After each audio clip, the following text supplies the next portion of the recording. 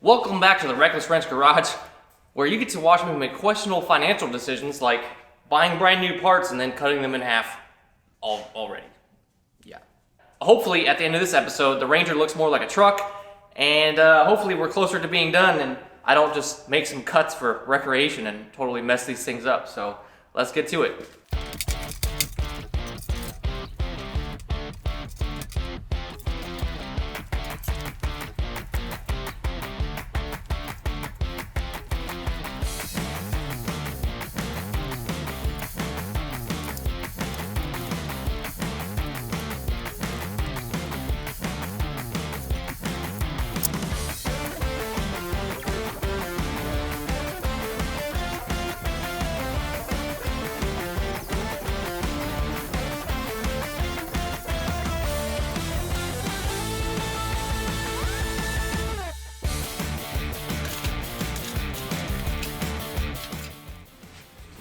Damn.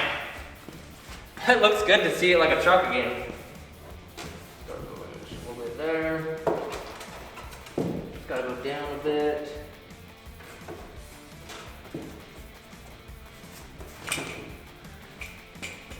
That's awesome. A little bit of adjustments still needed, obviously, but it's not mounted or anything, it's just sitting on there.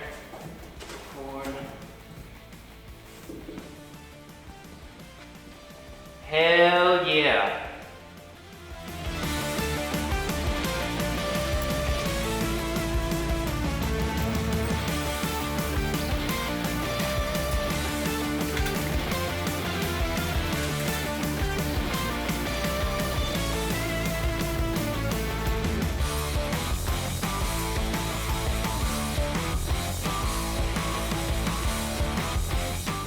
I got the bedsides trimmed and they're just clamped in place.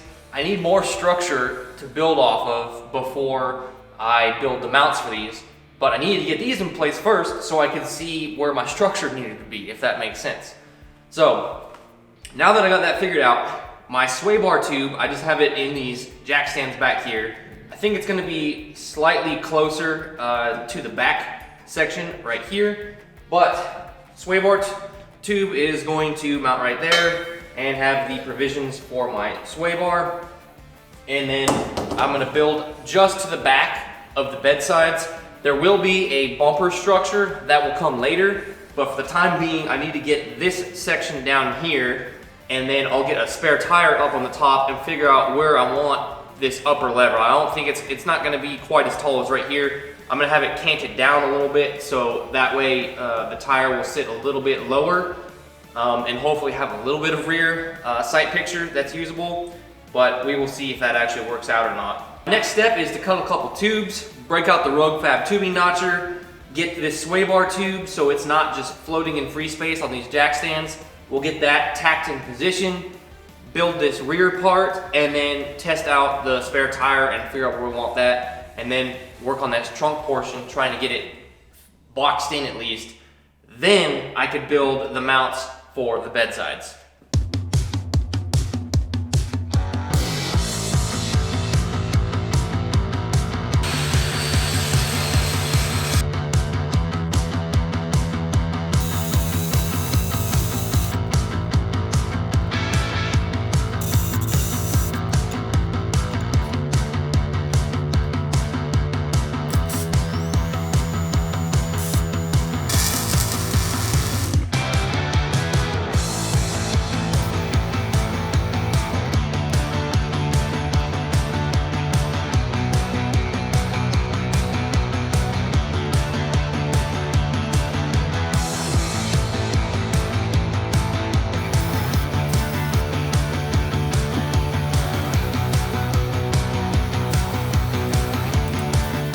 So I just laid down some aggressive tack welds on this first spot, and by that I mean I have about 40% of the tube welded.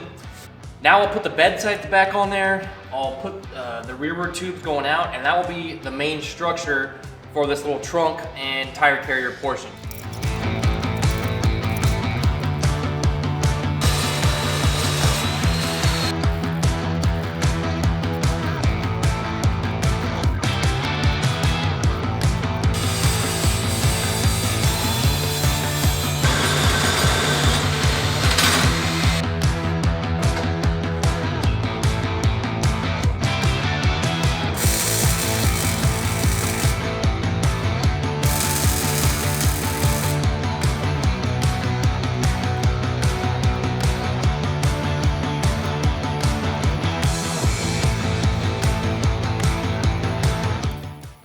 I'm now at a point in building this back half that I like to call analysis paralysis. This has been my plan the entire time, to lay the tire flat and have it kind of towards the back. It's gonna overhang the bed sides just a little bit, and underneath here I will build a little box and have storage and be able to, this tire will be mounted on a lid and it will lift up and down so I can access the storage. That's been my plan since the beginning. Now, as I've been sitting here messing around with this, I've kind of come up with a couple other options, and I'm trying to decide which one is the best. So I need your guys' help. I need you guys to go in the comments and let me know which one of these options you like more, and why would you choose one option over the other ones. So this is option one, tire on the top towards the back of the bed sides, and it will be on a hinged lid. Now let me show you what option two is going to look like.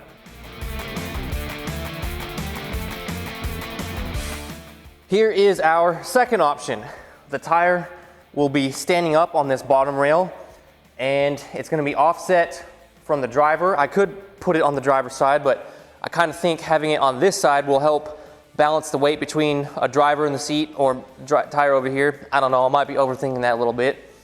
But tire over here, or whichever side, and then in this empty spot right here, I could build a box with a hinged lid. So the benefits of this setup, the tire's a little bit lower, making it a better center of gravity overall in the truck. It's easier to load and unload this tire that way, and it's easier to access whatever storage. I don't have to open the lid. I mean, I could easily design a lid like I have before to open and close the tire and access it, but just kind of things I'm thinking about. Now, that's option two. Option three, I'll show you. Here's our option three, tire completely flat, laying down all the way up against the front of the structure here, and it will get tube work around it.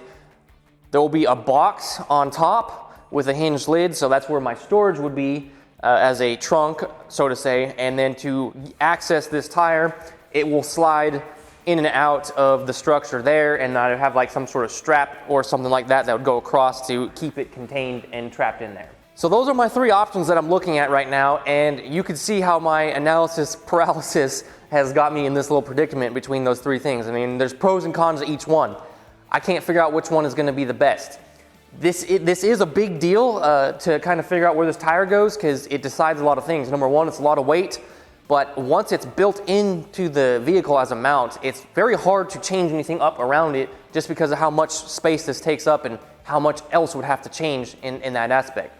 So please help me out. Drop in the comments, what would you choose and why?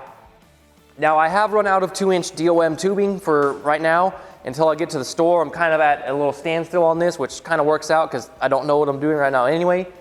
But the bed sides, they are turning out awesome. They look sick. I really like how the truck looks and the proportions. I'm loving that right now. Once I get that tubing and I figure out this mount, I'll continue on with this back half, finish everything out, get the bed sides mounted, and then all the little details like mounting my battery, air tank, all that stuff will get taken care of. I hope you guys enjoyed the video. Thanks for hanging out in the shop today. And until next time, stay reckless.